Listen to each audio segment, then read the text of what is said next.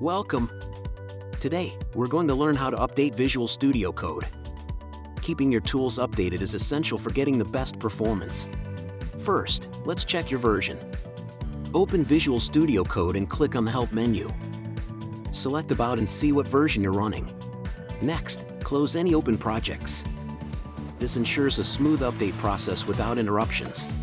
Now, navigate to the official Visual Studio Code website. Find the latest version available for your operating system. Once the download is complete, run the installer. Follow the prompts to ensure your installation is updated. Finally, restart Visual Studio Code to apply the changes. You're now all set with the latest features. Thanks for watching. Keeping your VS Code updated ensures you're always working with the best tools available. If you found this tutorial helpful, don't forget to like and subscribe for more programming tips. Share your thoughts below.